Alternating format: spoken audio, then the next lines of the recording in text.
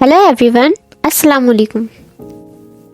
میں اپنی ایک جاننے والی دوست کے گھر گئی تو انہوں نے مجھے لے جا کر ڈرائنگ روم میں بٹھایا۔ ان کا کچن ڈرائنگ روم کے پاس ہی تھا،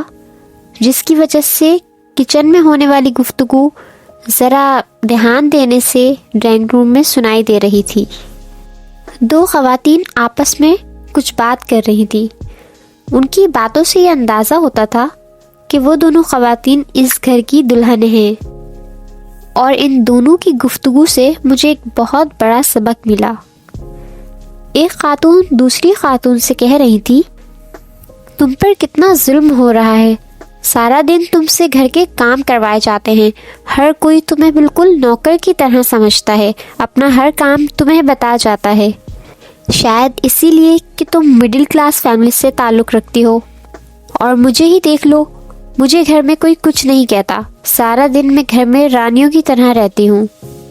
جس کو بھی کوئی کام پیش آتا ہے وہ تمہیں ہی کہتا ہے، تمہیں تو اس گھر کا نوکر بنا کر رکھا ہوا ہے ان لوگوں نے، تم اپنے شوہر کو کیوں نہیں بتاتی یہ سب کچھ؟ دوسری خاتون نے انتہائی خوبصورت جواب دیا کہ مجھے اس بات پر فخر ہے کہ گھر کے سارے افراد گھر کے کاموں کے لیے میرا انتخاب کرتے ہیں، کیونکہ مجھے ان کے کام کرنے سے بہت خوشی محسوس ہوتی ہے، اور جب میں ان کے کاموں کو اپنا سمجھ کر کرتی ہوں تو مجھے بالکل بھی تھکن محسوس نہیں ہوتی، اور جب میرے شوہر گھر آتے ہیں تو وہ گھر کے ہر فرد سے میرے لیے تعریفی کلمات سنتے ہیں، تو میرے شوہر یہ سب کچھ سن کر بہت خوش ہو جاتے ہیں، اور پھر میرے شوہر کے چہرے پہ آنے والی خوشی دیکھ کر میری دن بھر کی تھکن پل بھر میں دور ہو جاتی ہے، اور پھر میں اللہ کا شکر ادا کرتی ہوں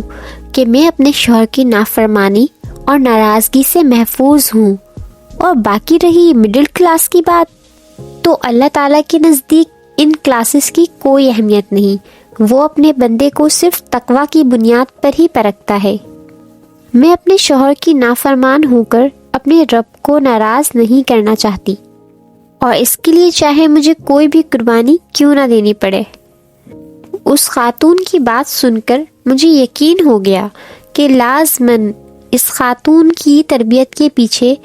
کسی اعلیٰ ظرف ماں کا ہاتھ ہے، جس نے اپنی بیٹی کو اس اعلیٰ اخلاق سے مزین کیا ہے۔ اور اسی طرح ہمیں بھی چاہیے کہ ہم اپنی بہنوں اور بیٹیوں کی پرورش اس طرح کریں کہ جب وہ اپنے سسرال جائیں تو وہاں ان کا رتبہ اعلیٰ سے اعلیٰ رہے، اور اللہ تعالیٰ تمام بیٹیوں کے نصیب کو بلند سے بلند فرمائے، آمین ثم آمین۔